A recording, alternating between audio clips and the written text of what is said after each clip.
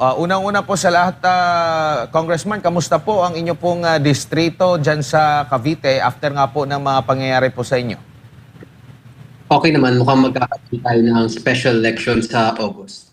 Opo, nabanggit niyo po na mayroong special elections, nabanggit din ng COMELEC na maaari pa rin kayong tumakbo sa naturang special elections. Kayo po ba'y tatakbo muli dyan, Congressman, sa inyong distrito?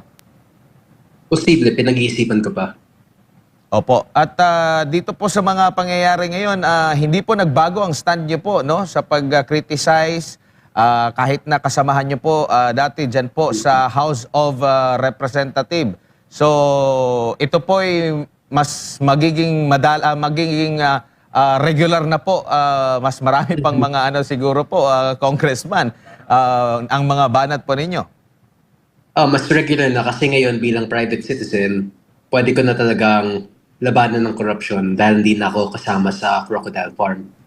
And makita ko na talaga kung saan pupunta yung taxpayer money ko. Opo. Congressman, marami pa rin po ba mga constituents ninyo talagang nanghihinayang, pumupunta po sa inyo hanggang sa kasalukuyan, nakakausap po ninyo sa mga pangyayari? Kasi kayo po ay binoto ng mga taga 4th District, tapos tatanggalin lang ng mga hindi naman botante po sa inyong lugar. Madami talagang nagalit dahil doon sa naging decision ng Ethics Committee. At yung mga iba naman dito, hindi sila masyadong updated sa national news. Mostly nakafocus lang sila sa local. So yung iba, pumupunta pa sa opisina ko at lahat ng kung ba't ex-congressman na ako. And so far, may adjustment period pa rin naman. Pero kung kayo pong masusunod, Congressman, okay pa rin po ba sa inyo na magkaroon po ng special election na nababanggit 200 million pesos daw po yung kailangan ng COMELEC para maisakatuparan ito? May malaking gastos yun. At hindi ko alam kung ba't ganun kalaki yung inaabot ng special elections, hundreds of millions.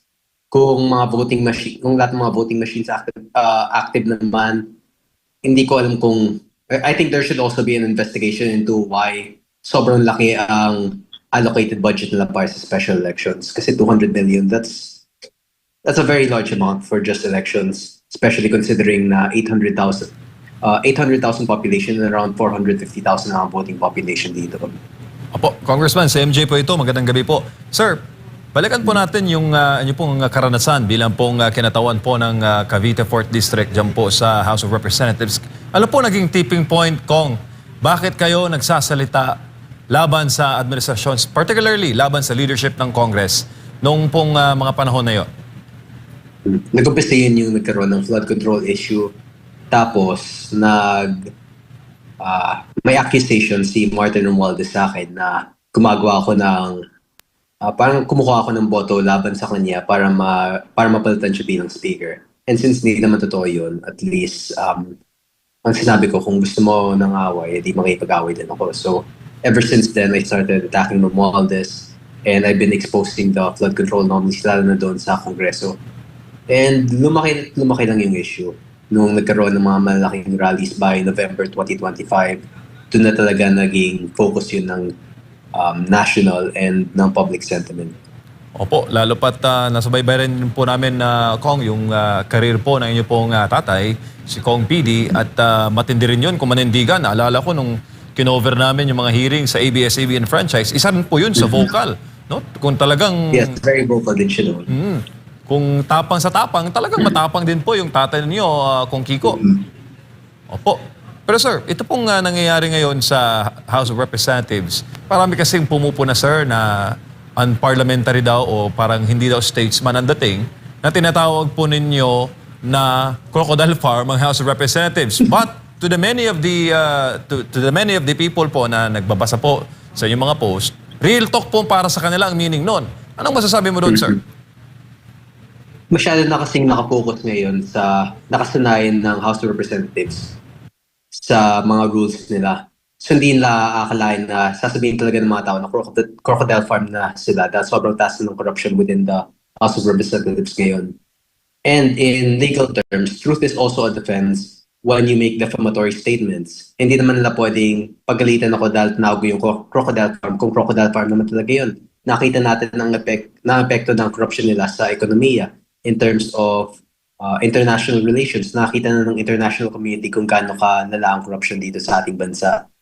And I'm merely a reflection of that increasing corruption within the House of Representatives.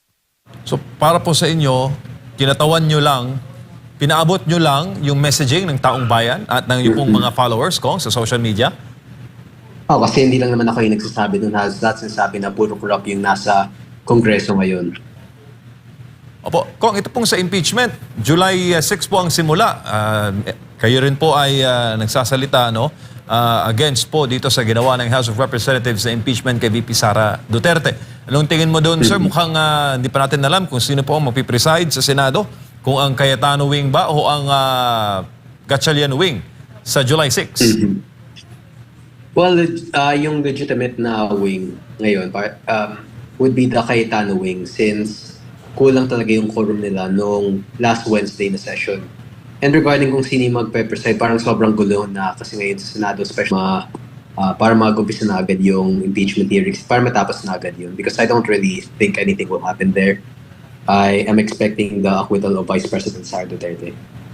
Opo, pero bago po yan, flood control po muna ang pinagkakaabalahan po ng Yes. dalawang paksyon. Kung yung sa build-up po ng Blue Ribbon Committee hearing sa flood control, anong tingin mo doon, ang assessment po niyo doon sa palitan ng liderato, awayan po ng dalawang paksyon sa Senado prior to the first hearing po ng June 4 sa Blue Ribbon Committee kung saan itinuro po ng 18 ex-soldiers ang iba't ibang pangalan ng mga kongresista na di umano'y nabigyan daw po kung ng mali-maletang kickbacks.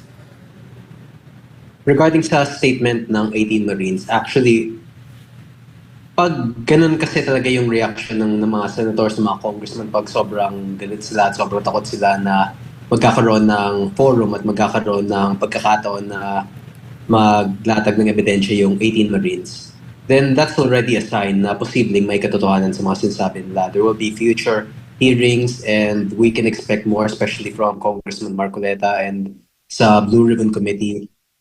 And hopefully, may makukulong na and hopefully hindi maulit yung flood control issues noong 2025 ngayong 2010, ngayong 2026. Congressman, si Edmar po ito, meron din po mga pahayag, yung mga kasamahan nyo rin po dati dyan sa Kamara na dapat daw unahin itong impeachment, parang panlihis lang daw sa issue itong controversial na flood control anomaly. Ano po masasabi nyo po doon? Yung impeachment kasi kumpara sa flood control, sobrang liit na bagay yun since yung the accused Vice President is only facing possibly hundreds of millions na yun lang yung accused malversation or yung sa 110 million for impeachment for debt ed issue noong 2023 pa yun. Yung flood control naman, it's hundreds of billions which is thousands of times more than what Vice President Sara Duterte is accused of. So yung mas malaki talaga yung impact ng flood control. Mas malaking issue talaga yun since yung sa impeachment hindi naman tayo nagkaroon ng hundreds of thousands of people rallying, hindi naman tayo nagkaroon ng high large-scale negative economic impact due to the possible actions or possible flaws within Vice President Duterte's time in DepEd. So the flood control is really a much larger issue at yun talaga yung dapat na i-focus natin. At wala din talagang nangyari sa flood control. There has never been any involved people who were imprisoned due to the flood control. Opo, at nabulgar din sa mga oral arguments din po sa Korte Suprema yung mga kini-question din po na GAA, simula yata 2024, 2025, 2026, yung 2023, yung sa PhilHealth din na question. Nakikita nyo po ba na dahil possible marami talagang naging involved nito, kaya tila bulag at bingi yung nasa Kongreso para ito'y mabuksan muli at talagang magkaroon ng masusing investigasyon at nang malaman kung sino talaga ang tunay. Meron pang nagsasabi na wala daw mastermind, marami daw mastermind. Ukol nga po dito, Congressman. Well, regarding doon, yung Kongreso talaga, and especially yung majority, kasi hindi naman nila pwedeng sabihin na si Duterte yung may kasalanan doon sa flood control since sila yung may hawak ng budget. Yung majority yung may hawak ng budget, along with Malacanang. So they should be the first ones investigated for the flood control anomalies. Opo. Dito po sa composition po ng ating Kongreso, sa mataas man o sa mababang kapulungan, gaano po kahalaga talaga na may lehitimo at independent po, lalo na sa minority, na talagang yan yung mag-check and balance po, no? At ano po ang nakikita nyo po sa kasalukuyang setup ng ating Kongreso sa kasalukuyan po, Congressman? Yung Kongreso kasi may mga nag-iisip doon na posibleng hindi matuloy yung elections sa 2028, kaya they feel safe in siding with the majority. But ultimately, wala namang mali doon sa pagsasang-ayon sa mga kagustuhan ng Malacanang kung tama yung ginagawa ng executive. But when we see these large-scale corruption issues, it's time for us to be critical and time for us to start considering what direction our government is headed. And kung sakaling kailangan nilang labanan ng executive para makatulong sa ating mamamayan in order to do what is right, then it is their duty as elected officials to do so. Opo. Nakita niyo po ba na yung kasalukuyang setup ng Kongreso ay nagiging balat sibuyas na kahit ikaw lang, ilan lang kayo, kukonti lang kayo talaga na talagang nagkikriticize po, pero umabot sa punto na ganito po ang nangyari? Kasi very unstable din yung sitwasyon sa Kongreso at sobrang galit na yung mga tao sa kanila. We have seen all-time lows in terms of trust ratings for both Congress and Senate, lalo na yung panahon ni Senator Tito Soto na walang nangyari dun sa flood control issues at ngayon napalitan na siya. So regarding these, gusto na talaga nilang manahimik yung mga naging critics nila. And it is in their best interest to keep the critics as silent as possible. Opo. Huli na lamang pong topic, kabilang po sa priority, ito pong isinusulong na anti-political dynasty po. Ano pong masasabi niyo po dito sa panukalang batas po na ito, Congressman? Depende yan kasi madaming congressman na maapektuhan dyan. But if they are perfectly willing to do so and they are genuine in their interest to stop political dynasties, then they have my support. Pero feeling ko pampabango lang yan sa Kongreso. Hindi talaga matutuloy yan.